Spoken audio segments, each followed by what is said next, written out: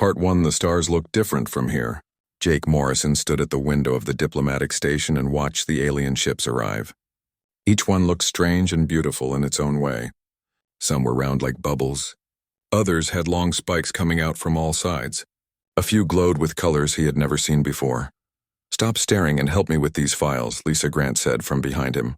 She was organizing data pads on the table. Her hands moved quickly as she sorted through information about all the different alien species they would meet today. Jake turned away from the window and walked over to help. He picked up a data pad and looked at the pictures of aliens.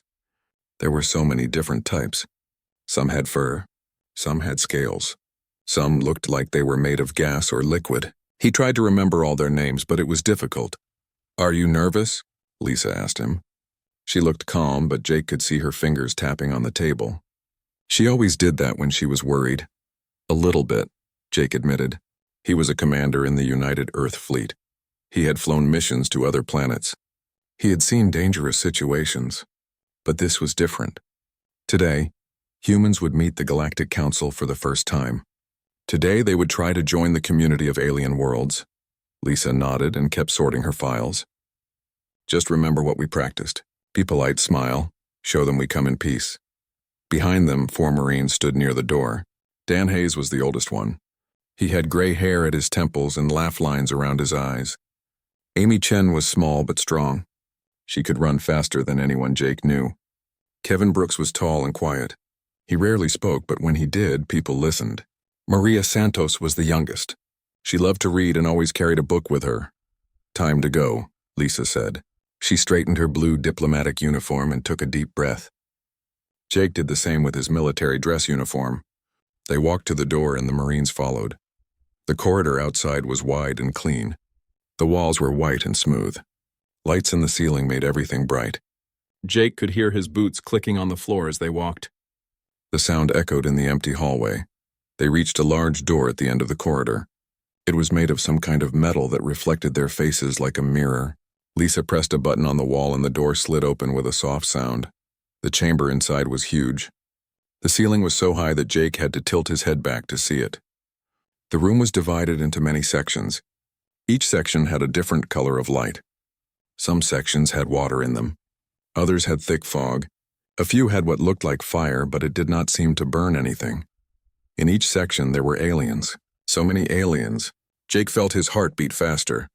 He had seen pictures and videos, but seeing them in person was completely different. There were small creatures covered in soft fur. They looked a bit like rabbits, but they stood on 2 legs and had 4 arms. There were tall beings that looked like they were made of crystal. Light passed through their bodies and made rainbow patterns on the floor. There were floating things that had no solid shape at all. They changed form as they moved through the air. Every single alien in the room turned to look at the humans. The chamber became completely silent. Jake could hear his own breathing. It sounded too loud in the quiet room. Lisa stepped forward. Her voice was clear and confident. "Honored members of the Galactic Council, I am Ambassador Lisa Grant of the United Earth Coalition. This is Commander Jake Morrison. We come in peace and friendship. We hope to join your community and learn from you." She smiled. It was a warm, genuine smile. The kind of smile that made people feel welcome and safe. But something was wrong. The aliens did not smile back. Instead, many of them moved backward. Some made strange noises. Others seemed to freeze in place. Jake saw one of the small, furry creatures press itself against the wall of its section. Its eyes were wide and its body was shaking. "Did she just bare her teeth at us?" one of the aliens said. The voice came from a universal translator device. It sounded mechanical, but Jake could hear fear in it. Lisa's smile faded. She looked confused. Jake was confused too. What had they done wrong? They had only introduced themselves and smiled. That was supposed to be friendly, right? An old alien in the center of the room raised one thin arm. It looked like a large insect mixed with a flower. Its body was green and it had petals around its head like a crown. "Peace, everyone, peace." Its voice was gentle and calm. "These are the humans. They are new to our council. They do not understand our ways yet." The old alien looked at Lisa and Jake. "I am called the Harmonizer. I lead this council. Welcome, humans. Please tell us about yourselves. Help us understand your people." Lisa nodded. She was careful not to smile this time. She kept her lips closed as she spoke. Thank you, Harmonizer. We are grateful to be here. Humans come from a planet called Earth. It is the third planet from our sun. We have recently developed the technology to travel faster than light. We want to meet other civilized species and trade with them. We want to learn and share knowledge. Tell us about your world, another alien said. This one was covered in blue scales and had a long tail. What is it like?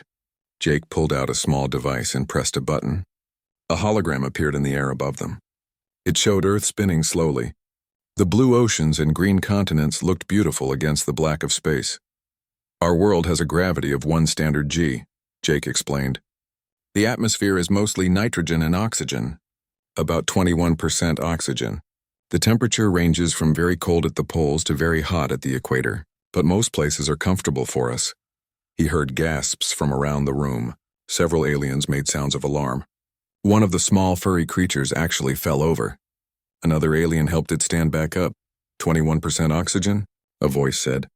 That is a Class 4 death world. How do you survive such conditions? Jake looked at Lisa. She looked back at him. They were both completely confused. Death world? Earth was just Earth, it was home. What was so terrible about it? Lisa tried to stay calm even though she felt very confused. The aliens were acting like Earth was some kind of horrible nightmare planet. But Earth was beautiful. Yes, it had storms and earthquakes and volcanoes. Yes, some places were dangerous. But it also had forests and oceans and mountains. It had seasons and sunsets and rain. How could anyone think it was a death world? I do not understand, Lisa said carefully. What makes our planet so dangerous to you? A floating jellyfish creature drifted forward in its section. Its body glowed with soft purple light. The oxygen level alone would kill most of us within minutes. It would burn our lungs. And your gravity is so strong. Most species need only 1/3 of that gravity. Your world would crush us. The temperature swings you describe are also extreme, added another alien. This one looked like a walking plant with roots for feet. Most civilized worlds maintain stable temperatures. Your planet sounds chaotic and violent, Jake wanted to argue, but he stopped himself. He thought about Earth from their perspective. Maybe they were right. Earth did have hurricanes and tornadoes. It had tsunamis and avalanches. It had deserts where nothing grew and jungles so thick you could not walk through them. To these gentle aliens, Earth probably did seem like a nightmare. We evolved there, Jake said simply. To us it is normal. It is home. That is what concerns us, the harmonizer said. Its voice was still gentle, but now Jake heard something else in it. Worry. Maybe even fear. If you evolved on such a harsh world, what does that make you? Before Jake could answer, one of the furry creatures stood up in its section. It was small, maybe 3 feet tall. Its fur was light brown and its ears were long and pointed. I am called Whisper of Dawn. I speak for the Pelthian Republic. I must ask a difficult question. The creature paused and seemed to gather courage. Are you predators? The room became silent again. Every alien watched the humans and waited for the answer. Lisa chose her words carefully. Humans are omnivores. We eat both plants and meat. In our ancient past, yes, we hunted animals for food, but we stopped doing that thousands of years ago. Now we farm. We grow crops and raise animals in safe conditions. We do not hunt for survival anymore. But you can hunt, Whisper of Dawn said. It was not a question. You have the body of a hunter. Forward-facing eyes to track prey. Strong legs to chase, teeth to tear flesh. You are built to kill. Jake felt uncomfortable. He had never thought of himself that way. Yes, humans had those features. But they also had hands that could paint pictures and build houses. They had brains that could write poetry and solve equations. They were more than just hunters. We can do many things, Jake said. Yes, we can hunt if we need to. But we can also build and create and help.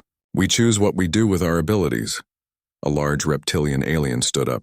It was 7 feet tall with golden eyes and sharp claws. It looked more like a predator than the humans did.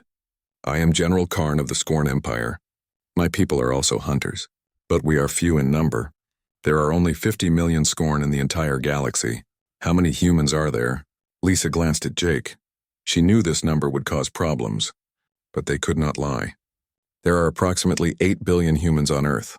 Another 2 million live on our colonies on Mars and the Moon. The reaction was immediate and dramatic. Aliens jumped. Some made loud noises. Others seemed to collapse. The chamber erupted into chaos. Everyone was talking at once. The translator devices could not keep up. Words and phrases in hundreds of alien languages mixed together into a wall of sound. Silence. The harmonizer called out. Its voice was louder than Jake expected. The chamber slowly became quiet again. Please let us remain calm. We are here to learn about each other, not to panic.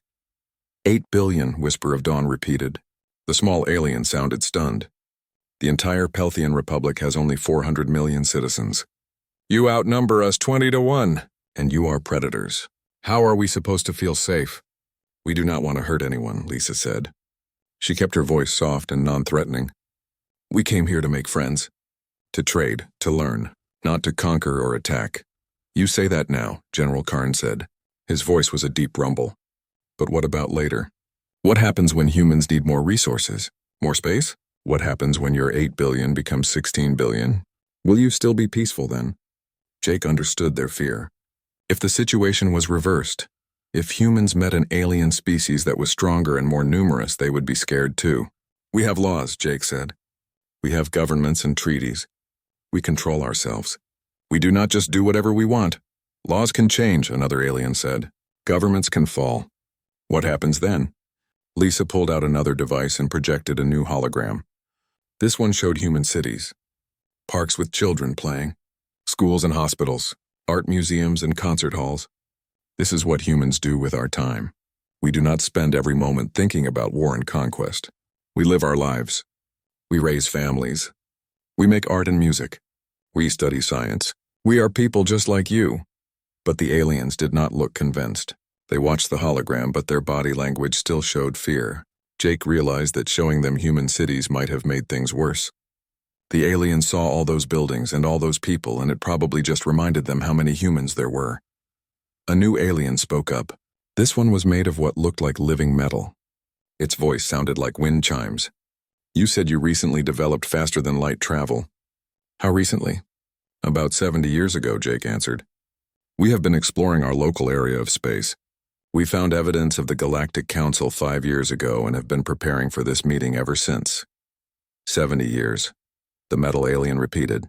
Most species take 10,000 years to develop such technology after they first achieve spaceflight. How did you do it so quickly? Jake thought about the question. How had humans developed faster-than-light travel so quickly? He was not a scientist, so he did not know all the technical details, but he knew the general story. We worked hard, Jake said. Once we knew it was possible, our best scientists focused on the problem.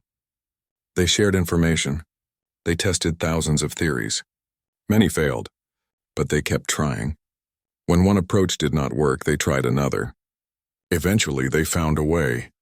That is not normal, the metal alien said. Most species move slowly. They take time to think. They debate and plan. They make sure everything is safe before they try it. Your species sounds reckless, Lisa shook her head. Not reckless, determined. Yes, we take risks. But we also learn from our mistakes. We have had failures. We have lost ships and crews. But each failure taught us something new. We use that knowledge to do better next time. How many of your people died learning to travel faster than light? Whisper of Dawn asked quietly. The question hung in the air. Lisa's face became sad. 43 astronauts died in the early test flights. We remember each one. We honor their sacrifice. They knew the risks, but they went anyway because they believed in exploration. They believed in reaching for the stars. The chamber was quiet. Some of the aliens seemed moved by this. Others looked more scared than before. Jake understood both reactions. To some species, the idea of dying for exploration might seem noble. To others, it probably seemed insane. The harmonizer spoke again. I think we should take a break. This is much information to process. Let us all rest and refresh ourselves. We will meet again in 2 hours. The aliens began leaving their sections. They moved toward different exits depending on their environmental needs. Jake watched them go. He noticed that most of them avoided looking at the humans. A few glanced back nervously as they left. That went badly, Lisa said quietly when they were alone with their 4 Marines. They are scared of us, Amy said. She had been quiet during the whole meeting, but she had been watching everything carefully. They think we are monsters. We are not monsters, Dan said firmly. We are just different from them. Different in scary ways, Kevin added. His deep voice sounded thoughtful. Think about it from their view. We are bigger than most of them. We are stronger. We come from a world they think is deadly. We breed fast and spread fast. And we are predators. To them, we probably look like the dangerous species from their horror stories. Maria pulled out her book of poetry. She did this when she was stressed. So what do? How do we make them trust us? I do not know, Lisa admitted. She sat down in one of the human-sized chairs. I thought being honest would help. I thought showing them we are peaceful would work. But everything we say seems to make it worse. Jake walked back to the window. He looked out at the stars and the alien ships. He thought about the problem. The aliens were scared because humans looked dangerous. But looks could be deceiving. Humans were dangerous, but they were also kind. They were strong, but they were also gentle. How could they show that? Maybe we are thinking about this wrong, Jake said slowly. Maybe we should not try to convince them we are not dangerous. Maybe we should show them that dangerous does not mean evil. Lisa looked at him with interest. What do you mean? Every species has strengths, Jake explained. The Pelthians are small, but they are probably good at other things. Maybe they are smart or fast or creative. The Scorn are clearly warriors, but I bet they also have honor and loyalty. Each species uses their natural abilities in positive ways. We need to show the aliens that we do the same. Yes, we are predators. Yes, we are strong. But we use that strength to protect, not to destroy. That sounds good in theory, Lisa said. But how do we prove it? Before Jake could answer, the door opened. 3 Pelthians entered the chamber. Whisper of Dawn was in front. The other 2 stayed close behind it. All 3 looked nervous. Their fur was standing up and their ears were flat against their heads. Ambassador Grant? Commander Morrison? Whisper of Dawn's voice was shaky. May we speak with you privately? Of course, Lisa said. She stood up slowly, trying not to make sudden movements. Please come in. The 3 Pelthians walked forward, but they stopped several feet away from the humans. They clearly did not want to get too close. Jake noticed that their eyes kept darting to the humans' hands and mouths. They were watching for threats. We need to understand something, Whisper of Dawn said. You say you come in peace. You say you want friendship. But you are predators. Predators hunt. Predators kill. This is nature. So how can we trust you? Lisa thought carefully before answering. She knew this was important. You are right that humans evolved as hunters. Our ancestors hunted to survive. But we evolved in other ways too. We learned to work together. We learned to communicate. We learned to care about each other. These things are also part of our nature. But the hunting instinct must still be there, one of the other Pelthians said. It does not just disappear. You are right, Jake said. It does not disappear. But we changed what we hunt. We do not hunt animals anymore. Now we hunt knowledge. We hunt solutions to problems. We hunt new experiences and adventures. We redirected that drive toward other goals. What about when you are threatened? Whisper of Dawn asked. What happens when someone attacks you? Do you hunt them? The question was direct and important. Jake knew they needed an honest answer. Yes. If someone attacks us or attacks our friends, we will fight back. We will defend ourselves. But we do not attack first. We do not hurt others unless they hurt us first. So you are dangerous, Whisper of Dawn said. Yes, Lisa agreed. We are dangerous when we need to be. But we are also kind when we can be. Both things are true. Humans are complicated. Whisper of Dawn was quiet for a long moment. Its ears moved forward slightly. This was a sign of thinking in Pelthian body language. My people have a saying.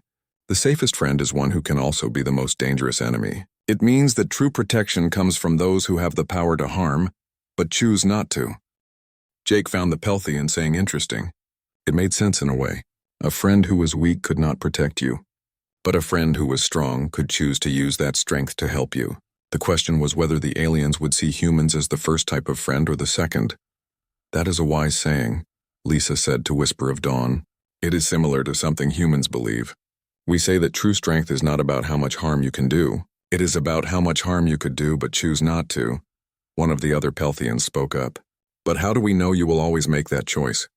What if you change your minds? What if future generations of humans decide they want to conquer instead of cooperate? We cannot guarantee the future, Jake admitted. No species can. But we can tell you about our past. Humans fought each other for thousands of years. We had terrible wars. We created weapons that could destroy entire cities. We almost wiped ourselves out several times. But we learned. We saw where that path led and we chose a different way. We built a world government. We agreed to work together instead of fighting. We are not perfect, but we are trying. Why did you change? Whisper of Dawn asked. What made you stop fighting? Lisa's face became sad as she remembered the history. We almost destroyed our planet. We polluted the air and water. We cut down the forests.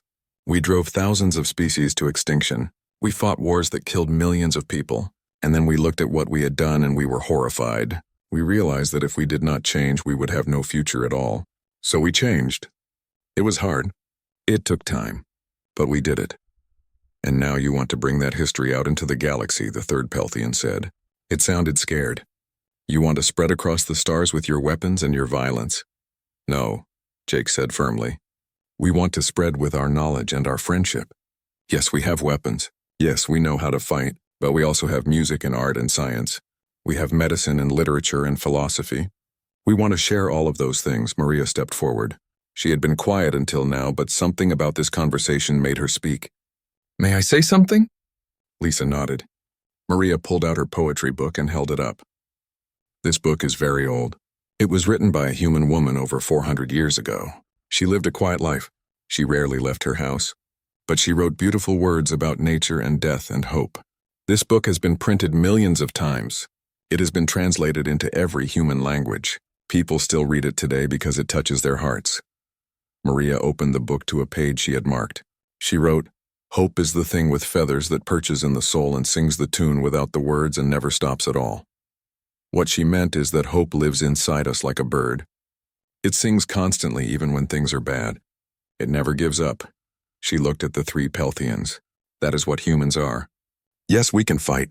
Yes, we can be dangerous. But we also have hope. We believe things can get better. We believe we can make friends with species who are different from us. That hope is why we are here today. The Pelthians were quiet. Whisper of Dawn's ears moved forward again. That was beautiful. Thank you for sharing it. My daughter loves poetry too, Amy added. She pulled out her data pad and showed them a picture. This is Sophie. She is 4 years old. She writes little poems about the sky and the trees. They do not always make sense, but they are sweet. Dan smiled. I have 3 children, 2 boys and a girl. They are older now, teenagers. They drive me crazy sometimes, but I love them more than anything. Kevin nodded. My partner and I want to have kids someday. When my service is done and we settle down. Jake saw what his team was doing. They were showing the Pelthians that humans were not just warriors. They were parents and partners and people with hopes and dreams. They were making themselves real instead of just scary. We all have families, Jake said. We all have people we love. That is why we want peace. We do not want to fight. We want to build a future where our children can grow up safely, where they can meet aliens and learn about different cultures, where they can explore the galaxy and make friends. Whisper of Dawn looked at its 2 companions. They seemed to have a silent conversation. Finally, Whisper of Dawn turned back to the humans. I believe you. I believe you want peace. But belief is not enough. The Council needs proof. They need to see that humans can be trusted. What kind of proof? Lisa asked. I do not know yet, Whisper of Dawn admitted. But I will think about it. And I will speak to the other council members. I will try to help them understand what I am beginning to understand, that you are more than you appear to be. Thank you, Lisa said. That means a lot to us. The 3 Pelthians left the chamber. The humans watched them go. Then Lisa turned to her team. That was good work. All of you. Showing them our humanity, our families, our hopes. That was exactly what we needed. Will it be enough? Amy asked. I do not know, Lisa said honestly, but it is a start. The 2-hour break ended and the council meeting resumed. This time the atmosphere was slightly different. The aliens still looked nervous, but they were not as terrified as before. A few of them even looked curious. The harmonizer called the meeting to order. We have discussed the humans among ourselves. We have many concerns, but we also see potential for friendship. We would like to ask more questions if that is acceptable. Of course, Lisa said. We will answer anything you want to know. General Karn of the Scorn stood up. I have a question about human military capabilities. You said you have weapons that can destroy entire cities. Do you still have these weapons? Jake knew this question would come up. Yes, we still have nuclear weapons, but they are controlled by our world government. They are only to be used as a last resort for planetary defense. We have not used them in war for over 200 years. Why keep them at all? Another alien asked.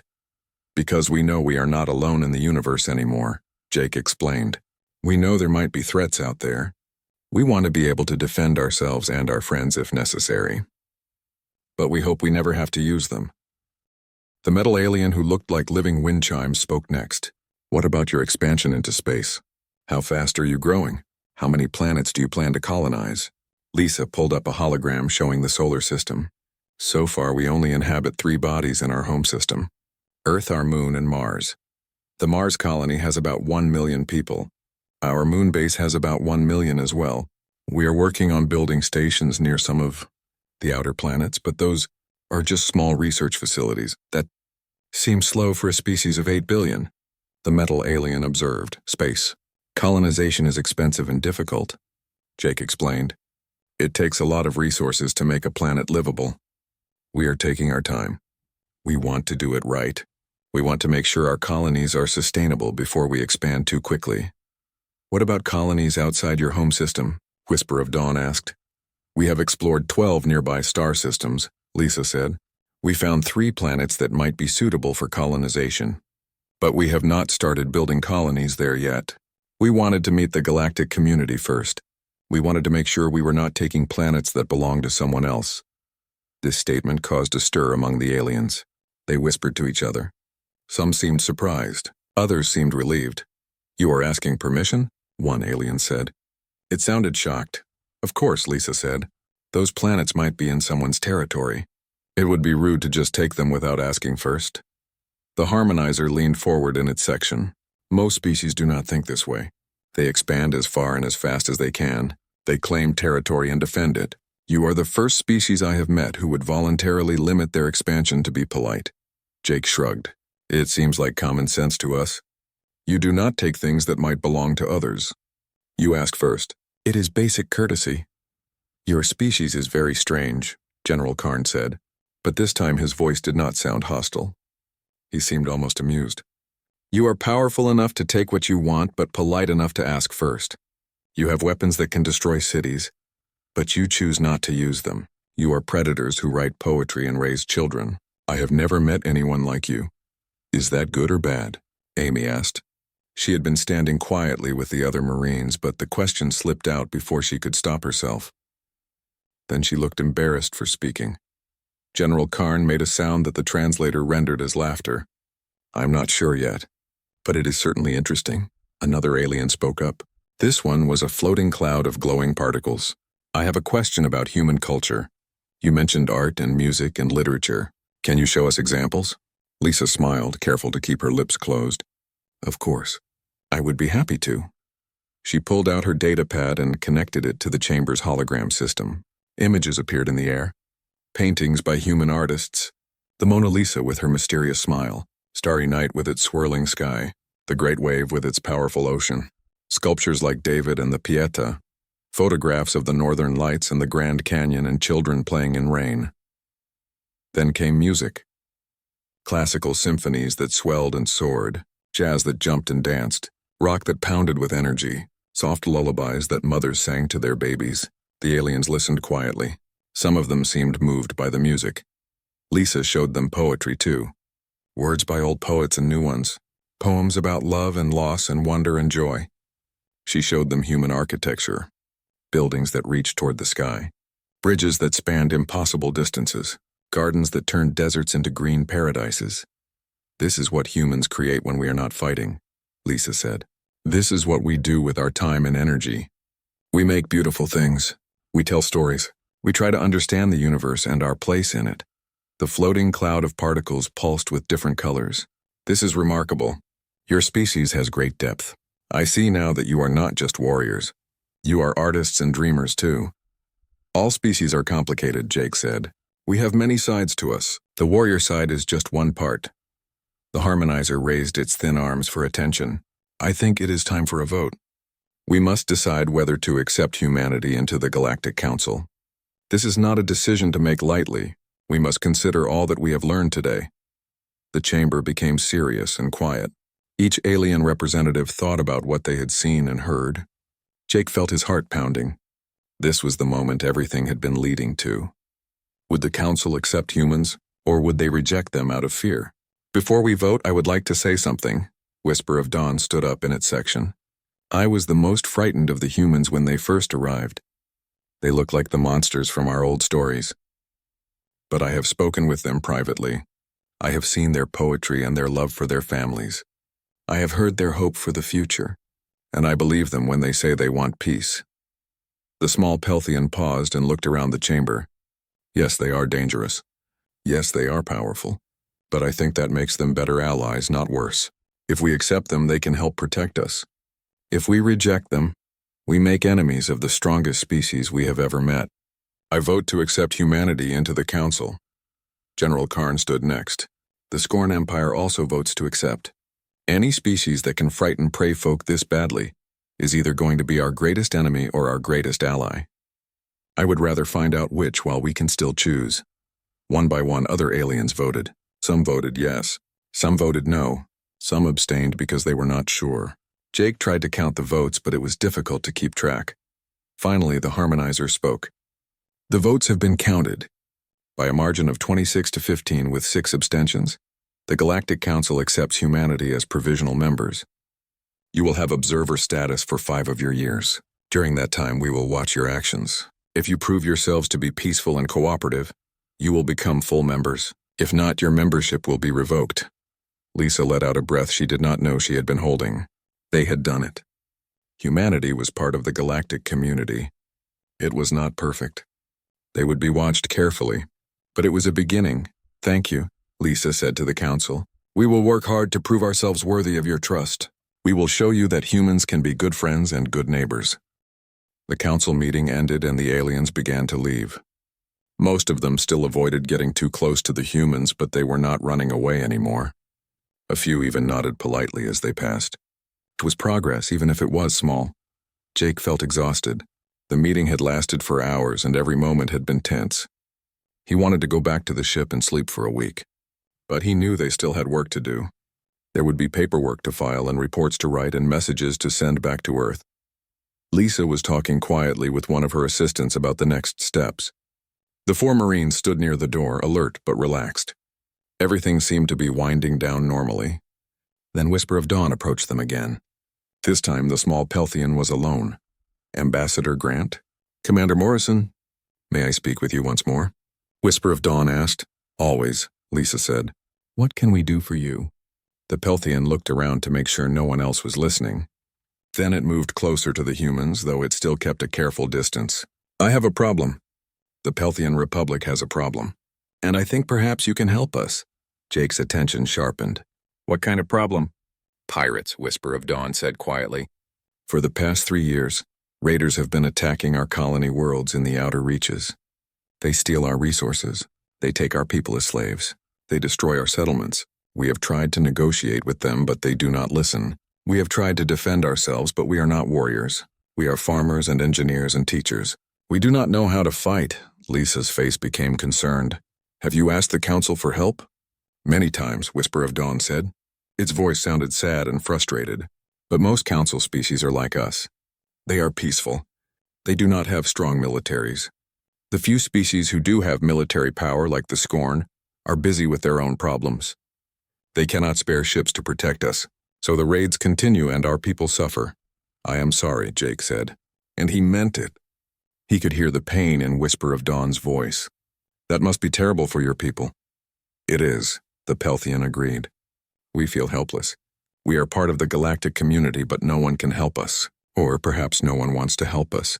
We are small and weak. Why should the strong protect us? Because it is the right thing to do, Lisa said firmly. Because civilized beings help each other. Because no one should have to live in fear. Whisper of Dawn looked up at her.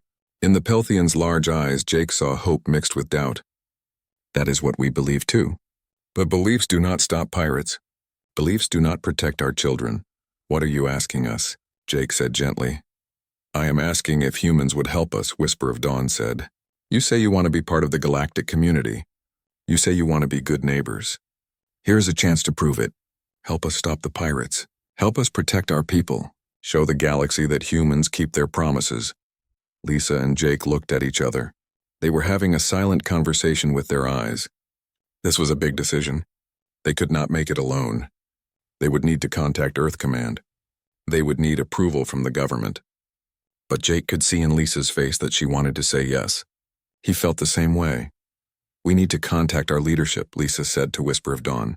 "We cannot make this decision on our own. But I promise we will take your request seriously. We will present it to our government and recommend that they help you." "How long will that take?" Whisper of Dawn asked. "A few days, maybe a week," Jake estimated. "We need to send messages back to Earth. We need to explain the situation. We need to get authorization. But I think they will say yes. This is exactly the kind of situation humans want to help with."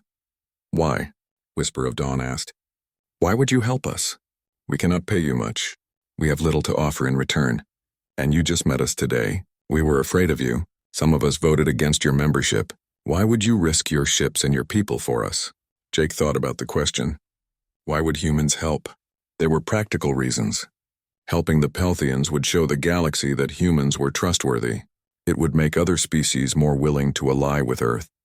It would give humanity a foothold in galactic politics. But those were not the real reasons. Jake knew the real reason was simpler and deeper. "Because you asked," Jake said.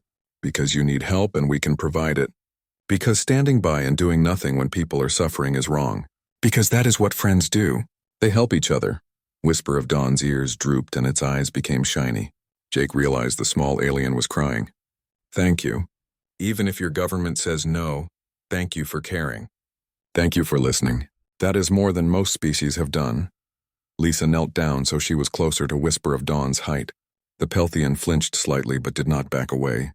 "We will do everything we can to help you. I promise. Humans do not like bullies. We do not like seeing the weak being hurt by the strong. If our government gives us permission, we will come to your aid." After Whisper of Dawn left, Lisa and Jake returned to their ship. The UES Endeavor was a diplomatic vessel, but it still had full military capabilities. It could defend itself if needed. The crew of 800 welcomed them back. Everyone wanted to know how the meeting went. "We are in," Lisa announced to the senior staff. "Provisional members for 5 years. Then we will be evaluated for full membership." There were cheers and congratulations, but Jake raised his hand for quiet. "There is more. We have been asked to help with a pirate problem. The Pelthian Republic is being raided. They need protection." The ship's captain, a woman named Jennifer Cole, frowned thoughtfully. "Do we have authorization for military action?" "Not yet," Lisa said. "We need to contact Earth Command. But I wanted to let you know what might be coming. If we get approval, we could be escorting Pelthian ships or patrolling their space within the week. The crew will be ready," Captain Cole said. "This is why we joined the fleet. To explore, yes, but also to help people who need it." Over the next 3 days, messages flew back and forth between the Endeavor and Earth. Lisa and Jake wrote detailed reports about the council meeting. They explained the situation with the pirates. They made their recommendation that Earth help the Pelthians. The response came back faster than expected. Earth Command had discussed it with the world government. The decision was unanimous. Humanity would help. The official message read, "The United Earth Coalition recognizes the plight of the Pelthian Republic. We authorize military intervention to protect Pelthian colonies from pirate raids. Rules of engagement are as follows. Defend only. Do not attack unless fired upon first. Minimize casualties even among pirates. Prioritize saving lives over destroying ships.